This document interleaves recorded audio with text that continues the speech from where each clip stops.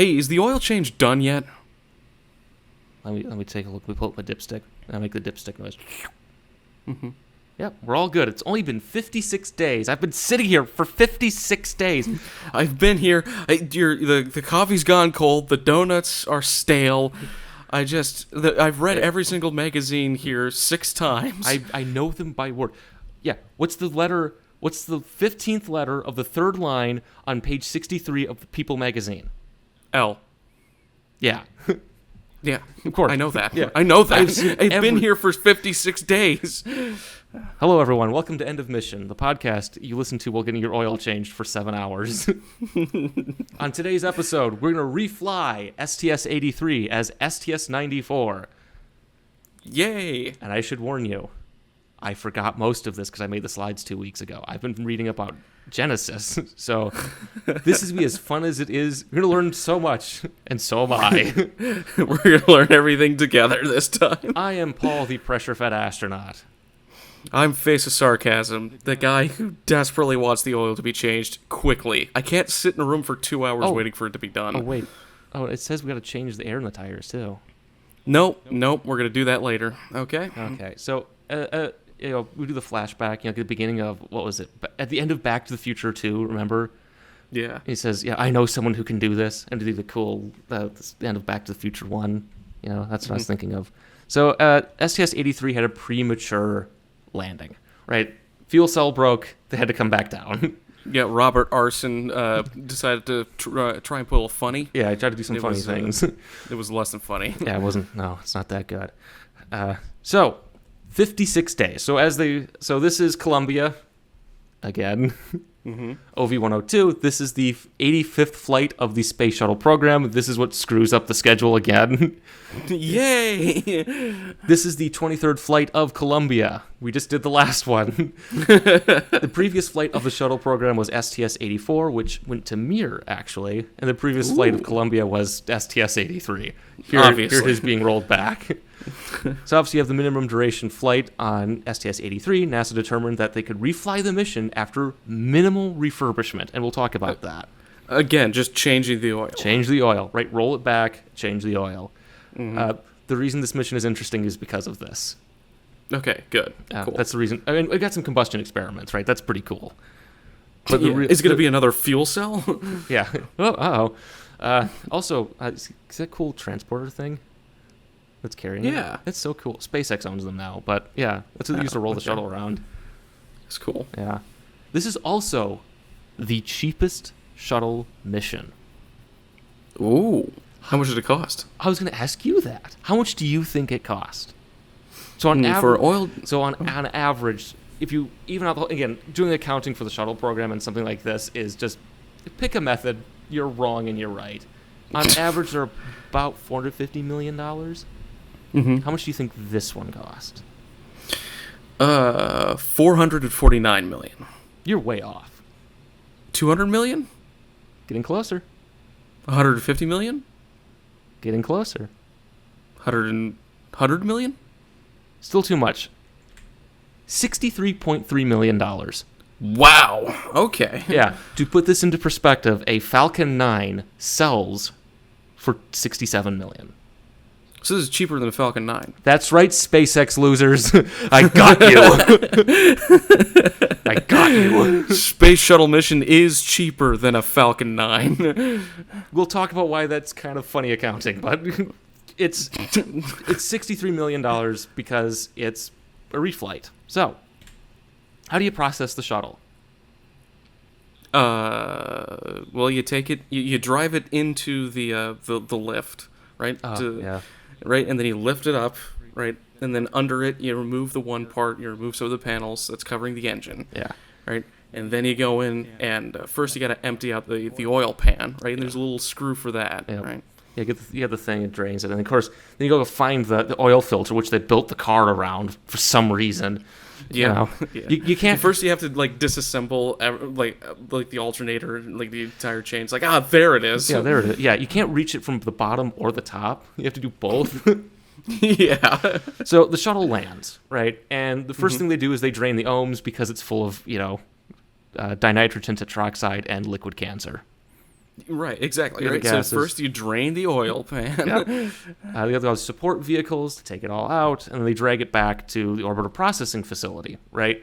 So they take it to the orbital processing facility. If there's anything in the payload bay, they take it out, and that's sent back. So for Space Lab missions, they take the Space Lab module out, they move it to the operations facility, where it's prepared for the next mission. Okay. They don't do that on this flight. Right, because they're just changing the oil. Exactly. So a normal Space Lab mission takes 13 months to prepare. Wow. Okay, that's that's longer than I was expecting. Well, you have to remember, it's not just, I want to put these experiments on it. It's want to make sure when we put these experiments in, they don't break anything. The electrical system works, right? The computers don't break, right? You're putting something new into the vehicle. That's how you treat it. And it's on space hardware. Now, for this, there's about 515 pre-flight checks and tests that are needed to be done. Jeez. Yeah.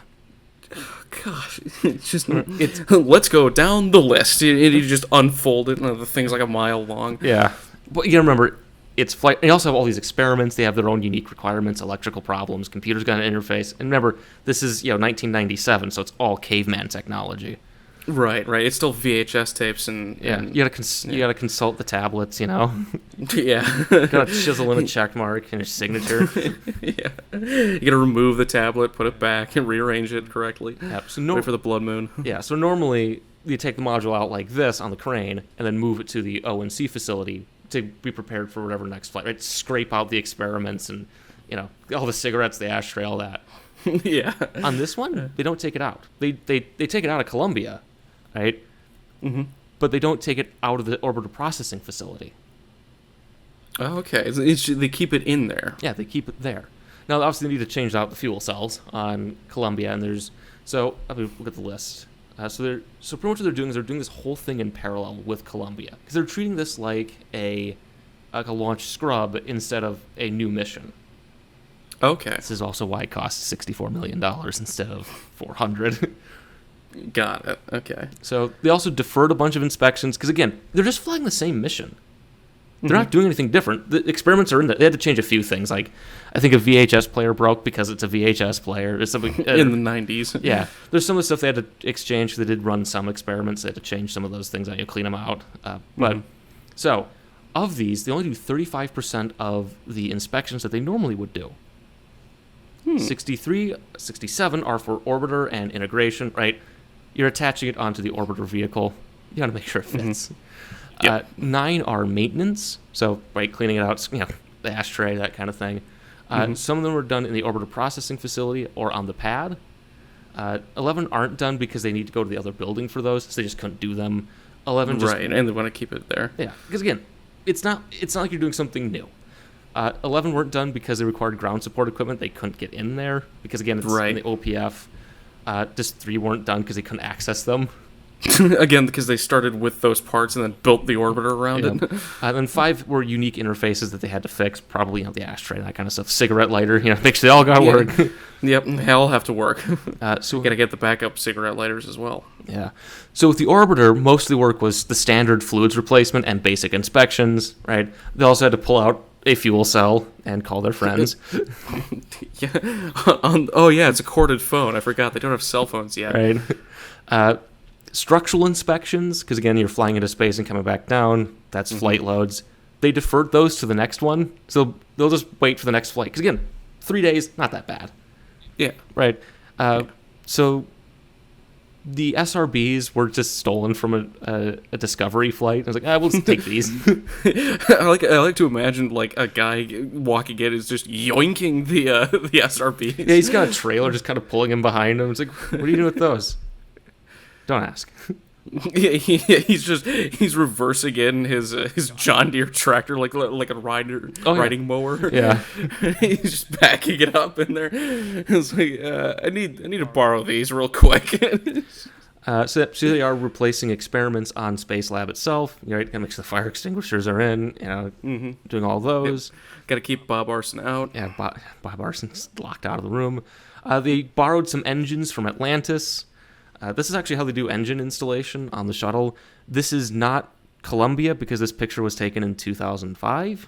Yeah. These are the only images I could find of this, because for STS-114, the return to flight, they had a bunch of images of orbiter processing. Okay, cool. Yeah, so this is actually how they load the SSME into the shuttle. With a big forklift. Yeah, that's really cool. That is awesome. That'd be a cool job to have. Yeah, this guy's having the time of his life. So they borrowed some from Atlantis, again, another flight, saying, I'll just take these. Yeah, you come back. Just yoink. Yeah, there's Atlantis that's sitting on some cinder blocks, no SSMEs.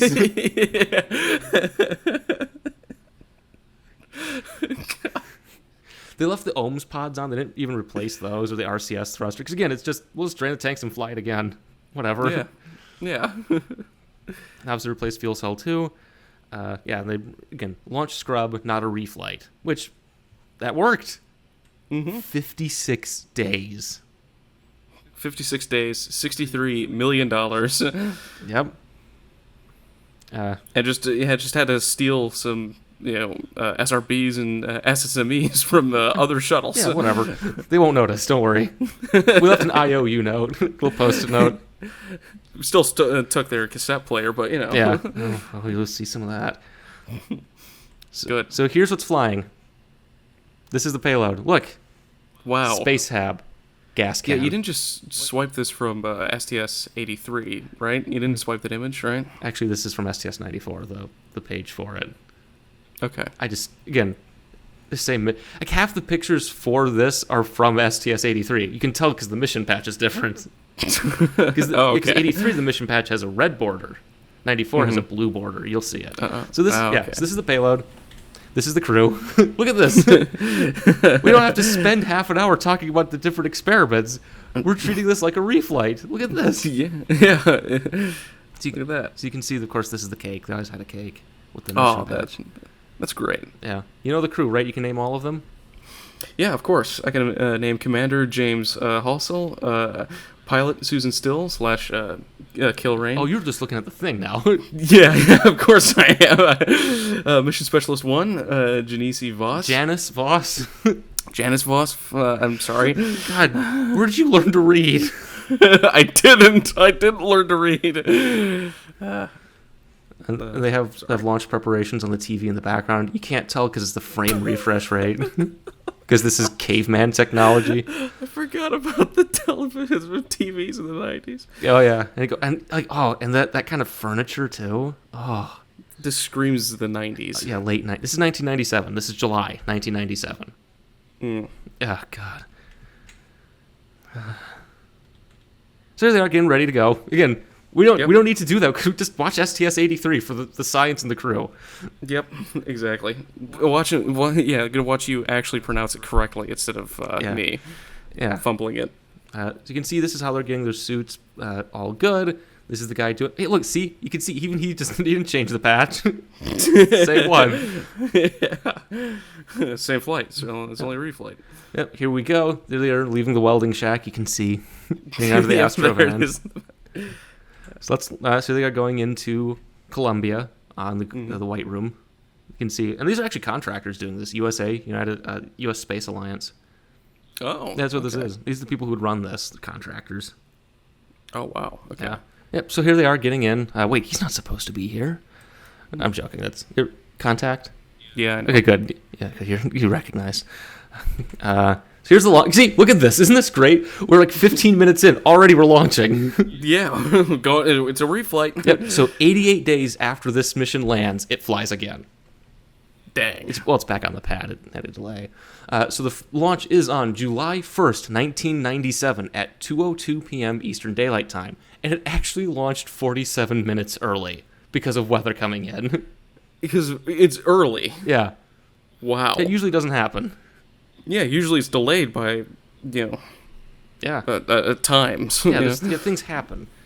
The fuel cell breaks. I don't know. Yeah.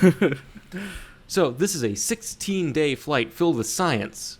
Lots and lots and lots of science. Yay. So there was a voltage issue on fuel cell number 2. Oh, come on. It was a bad resistor. It was within the resistor, like a bad resistor range, so don't worry. Okay. Whew. Now, there was one issue. Mm-hmm. So the express rack, right, the one that's in the mid-deck, then they moved to Space Lab. Yes. There was one issue with it when they were moving it. Oh no, what was it? The tool sizes were a little bit different between the shuttle and Space Lab, so they had to use the shuttle tools to put it in instead of the Space Lab tools. Unbelievable. Send it back. Yep, another flight. Another $63 million. Turn it around. Yes, then we go back. Gotta go back to the shop. Gotta get it all fixed up again. Unbelievable. And then there was a debris impact on one of the windows. Oh, that's it? Yeah, that's it. Oh. Yep. Yeah. Wow. Scary. That's exciting. Yeah. So let's look at some mission photos. Isn't this fun? We don't have to talk about the science experiments. Well, we kind of have to talk about the science experiments a little bit, right? But not like go through the whole list. Yeah. So here it is on orbit. I like this shot. That is awesome shot. That's a good shot. There's a few shots like this of Columbia, and it's like the sunset, and it's great. You can see the clouds and the atmosphere, and it's a nice glow. It's gorgeous. Yeah. Shuttle program produced a lot of very nice images. Yeah. There was some frozen pizza on board, and it was good. Yes! The real achievement of space science. Yeah, forget you could grow as many protein crystals as you want. Nothing's ever going to replace pizza. Exactly. So here's the crew doing, science, because again, it's a science mission. Here they are. There's Commander Halsell flying around. Greg Lanteris is giving the okay sign. It's like, yep, he's flying. See, look, look on the thing. It's 83. They didn't even change it out. Why? You're just changing the oil on this thing. Yeah, true. Here's Janice Voss on the ceiling. Yep. Doing science, I think. Presumably, it is a science mission after all. Here's Susan swooping in to get, to attack the laptop. And of course, I just thought this shot was funny because it looks like Halsell's just like trying to sneak in. Yeah. We're doing some combustion experiments. Look, see the shirt. 83. It's still the same one. Why change it? It's only been 88 days. Yeah. Wait, did it take 56 days or 88 days? 56 days to process, 88 days from landing to flight. Ah, okay. Yeah. You still have to do checks and, all that. But it still takes 32 days to do that? Yeah. You gotta roll it out. Fit checks, that Okay. kind of stuff. I guess you can't change the clothes. I guess not, but... Don't have time. Or the money. Nope, guess not. Science. I found your problem. There it is. Drilling from cigarettes. Of course, Couch is doing combustion experiments. It's like, yeah, this one burned too. Yeah, look at that. Fire. Isn't this wonderful? Yeah. There's fluids experiments going on. Ooh. And it's like a bubble inside of a bubble. Yeah. Physics. And then... the latest and greatest scientific technology from NASA. A VHS. Is that a VHS or just a cassette I player? think it's a cassette tape of some flavor. Okay. I don't know, man. I'm too young for this. I'm not. I don't exist yet when this flight's happening. That's true. I exist.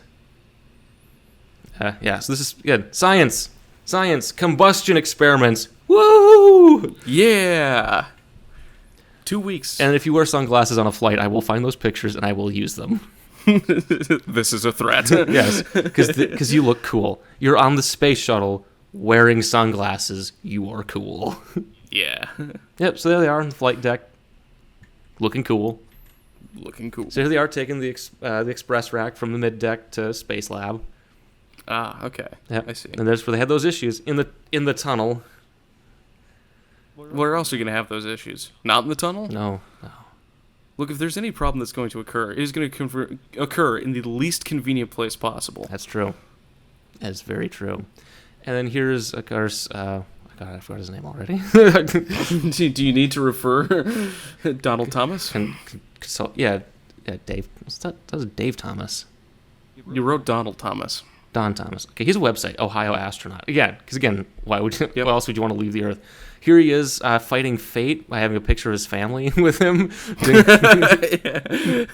So what are you going to do after this mission? Don't. No.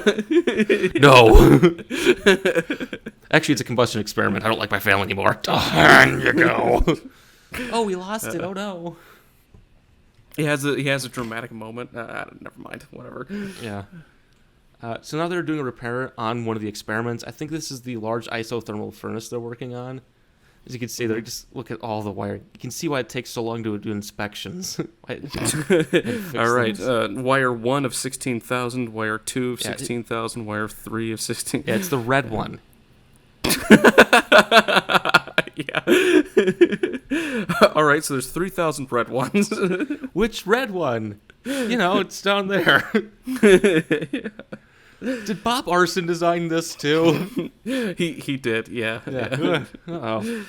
I said to do some repairs, and here they are doing more repairs. And this is a shuttle crew at work. Not preparing for minimum duration flight. They're not playing with matches like they should be. This is them doing science on the space shuttle because science is good. Yes. Science. This is a lot of science. There is so much science going on. There's the mission event timer right up there.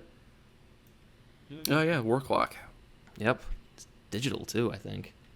Ooh, it's pretty fancy for 1997. Yeah. Here's Susan with the vacuum cleaner. Nice. Yep. Somewhere buried deep within the orbiter. And then here he is playing with his peanut M&Ms.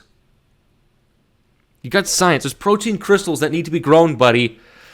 He's been doing that for 13 days straight. All right, just let him play with the peanut and M&Ms. He grew them in a lab. We don't have the Coke dispenser on this flight, but we do have frozen pizza and M&Ms. It's worth it. It is worth it. $63 million. You're getting the best cuisine we have to offer. That is true. Frozen pizza, M&Ms, popcorn in a gas can on another flight, and Coke. Yeah, of course, Coke. In the commercial float zone. Yeah.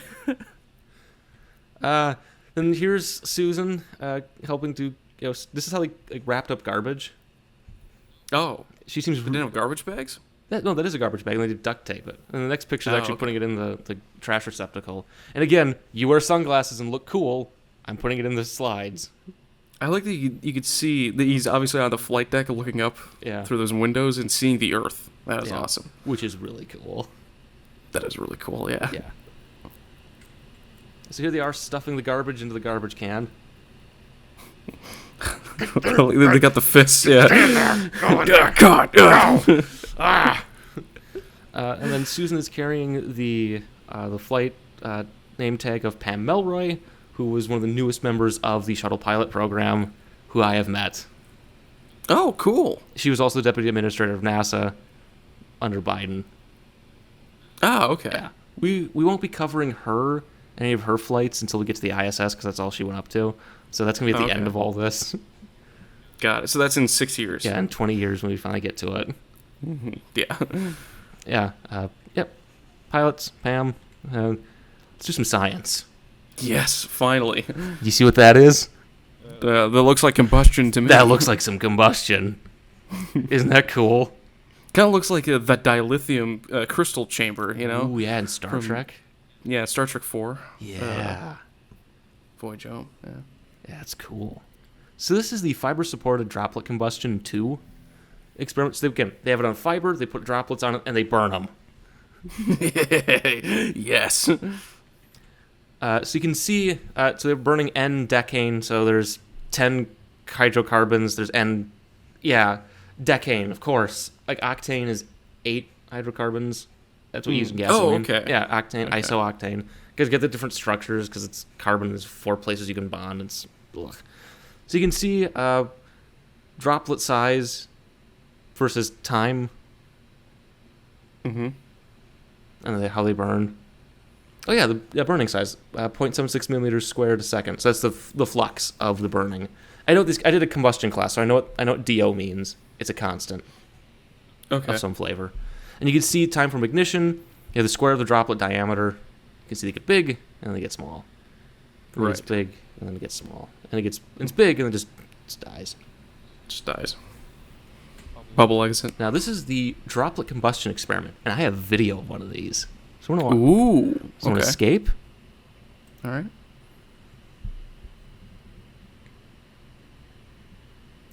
There we go. Oh. Isn't that cool? It blew up. Yeah. It's droplet combustion. There we go. Yeah, so they take a droplet, they heat it up, it combusts, and it makes a spherical flame. Yeah. Because of microgravity, so there's no gravity to shape it, and the air currents. Yeah. Yeah. So it's just it's spherical. Yeah, it's spherical. Virtual planetoid, Yeah. Yep, combusts, it burns, and you can see the blue means it's pure combustion. It means everything's burning. Ooh, all right. So yeah, whenever you look at a candle flame, the orange is actually combustion products burning. It's impure combustion. So it's like extra fuel is burning. So it's fuel rich. Yeah, it's fuel rich. Whereas the blue is the perfect. It's pure, unadulterated, unrefined. Perfection. Yes. So here's another combustion experiment going on, because they did a whole bunch of these. Yeah. Isn't that cool? For $63 million, it is the coolest thing I've ever seen. So cool. Here's some more combustion going on. Oh, that is cool. It's an amazing experiment. And so here's the charts, right? You can see over time, droplet size up, and then it decreases because it's burning. It's a flame front and it's burning. You can see kind of, some illustrations. They make the droplet with the two pincers. They heat it up, it combusts, and it burns out. Combustion. Yeah. And this is protein crystal growth. Of course. It's a shuttle mission. So look, there's protein crystals growing in there. Yeah. The blue. And here's the internal flows in a free drop. This is the one where they shout at it until it floats. Oh, so you can see it's floating because someone's shouting at it. Because they're shouting at it. And then they have two cameras. Are those cameras or are those speakers? Those are cameras. Okay. I think these are the speakers here. Ah, okay, yeah. And then a little hole to feed it. Good job. Right. Here's some food. Yeah. Gotta train it. This is going to be a very short episode, I've realized. Good. Oh. And we're done. Because it's not exactly.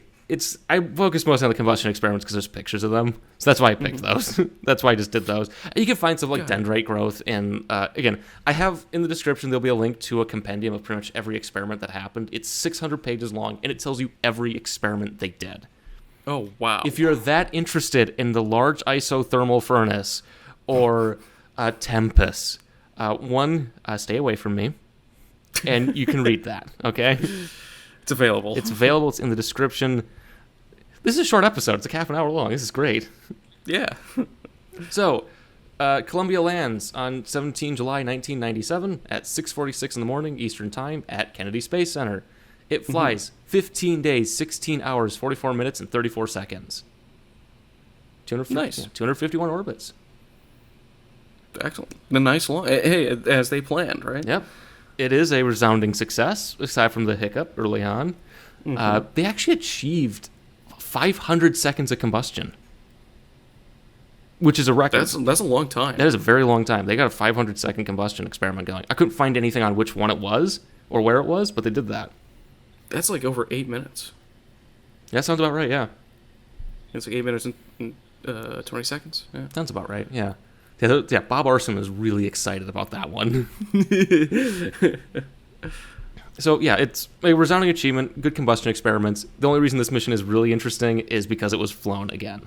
Which, there was some actual discussion on doing this again with reflying missions because it's cheap and it's easy. The crew is trained, they know what they're doing. You have the experiments in there, so you can just run them a few times. Yeah. It never happened. Oops. Because you also have to remember, 1997, ISS is coming up.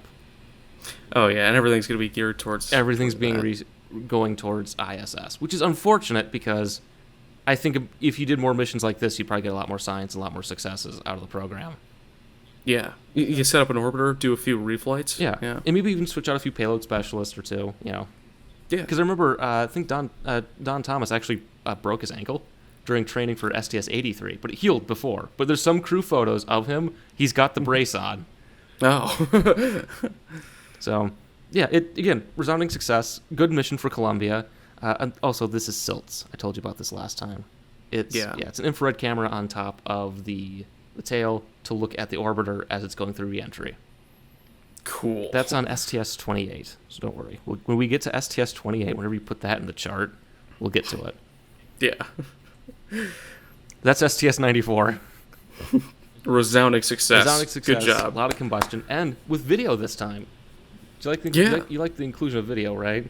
Yeah, I enjoyed that. Seeing that and go, boop. That's good, because I have video for the next episode. Perfect. For Genesis. So yeah, that's STS-94. Do you have any comments on it? This is half an hour long. This is great. I mean, it's excellent reflight. Kind of shows that maybe you can turn a shuttle around really fast if you, don't only do a third of what you need to. Yeah, and actually SpaceX reflew a Falcon 9 in 9 days. Wow. I'd be very curious to see how much work they did and didn't do or deferred. Right, because again, with the orbiter, they got the food cart, the food truck, everything. You got to drain the tanks, all that. Mm-hmm. How much? Right, but they deferred a lot of structural inspections on the orbiter to the next one. Right, they didn't take off the OMS pods or the RCS pods. So the question is, how much did SpaceX do of that for that Falcon 9? I'd be very curious. Probably very similar amount. I'm assuming that they have a different payload, though. Yeah, it was NROL. It was like a Starlink launch and then a National Reconnaissance Office flight. And also, the requirements for a Falcon 9 are a lot different than a space shuttle orbiter. Yeah, first of all, it's uncrewed. It's uncrewed. It only flies for about 10 minutes, whereas this is going to space for a week or two. All right. Yeah, and it's for 15 days, 6 hours, and yeah. And there's frozen pizza on board. Yeah. Did you get any frozen pizza at SpaceX? Didn't think so. No, you don't. No. Yeah, but STS-94, a fun little mission, a lot of combustion, fast episodes are a lot faster and easier when you don't have to talk about every experiment on board and the crew. Yeah, we only did like a third of the episode. Yeah, because I think by now, let's see, in STS-83, by now we're talking about the crew. Yep. So. And pronouncing their names correctly. Yes, 100% correctly, and making jokes about how he was born on October 4th, 1957, so he's a child of the space age. Oh, yeah. See, I remembered that. I remember Bob Arson. Yeah, Bob Arson. Yeah, he's out here somewhere. It's like, come on, guys, give me some of the hydrazine. I'm running another experiment, guys. No, get out of here. Or maybe he's being tackled in the background somewhere. No, stay away. No. Science. So how was this mission? No. Maybe that's him there as he's taking pictures. Yeah. That's what we're going to call this episode, by the way. Mr. Arson's Opus. Oh, okay. I don't know what else to call it, so... But yeah, that's STS-94. Any other thoughts about that? Nope. That's good. This is a fast one. Again, I do apologize that all the other episodes are like half an hour talking about experiments, but otherwise it'd be this, right? It's, look, they're flying stuff. Yeah. Which some people do. The shuttle is a science platform, right? Yeah. You got to talk about what kind of science they were doing on those missions. Yeah, that's the important part. That's the reality of space, right? Spaceflight is a never-ending series of protein crystal growth experiments. You must have occasionally disrupted by Bob Arson getting bored. Yeah, and trying to blow up the fuel cells. Right? It's a Sisyphean thing. You're always growing protein crystals. You must first imagine the astronauts happy. Yeah. So again, and that's just what we're gonna do. And because again, this is the reality of spaceflight. Spaceflight's cool, but this is what they're actually doing. This is the job and life of an astronaut: eating frozen pizza, playing with peanut M&Ms, and tackling Bob Arson while trying to grow protein crystals. And then vacuuming the orbiter somewhere. The deep, dark depths of the orbiter. Yeah, somewhere in there. Yeah, again, I'm going to try to make it more interesting as we go, because I think I'm going to start doing more. Here's the science experiment as they happen, and then we'll land. Okay. Just to kind of keep it more flow. Kind of like how we do our space probes now. Yeah. Okay. So, and our next space probe, Genesis. Genesis. Exactly. What do you think this is about? Is this about? Okay. Search for origins. Chemicals, elements. Is this about Star Trek 4?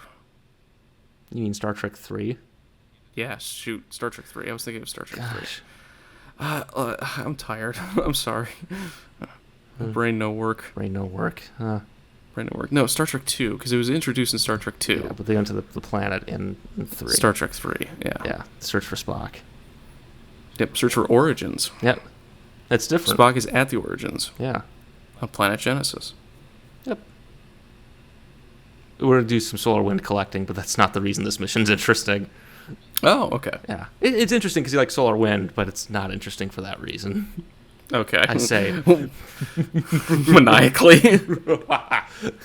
Oh no, does Bob Arson strike again? I got Bob Arson with me here, okay? We've got some matches. We're going to have some fun.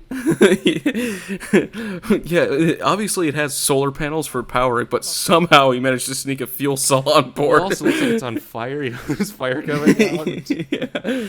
He's just Bob, blasting it. Bob, I get it. You love backdraft, okay? Oh, powering and forward. That's another good one. But we gotta do episodes here. So that's STS-94. This is end of mission. What do you have to say? Final thoughts. Grow crystal and maybe refly the shuttle. That's a good note to end on. Oh. Okay, well, I guess this has been end of mission.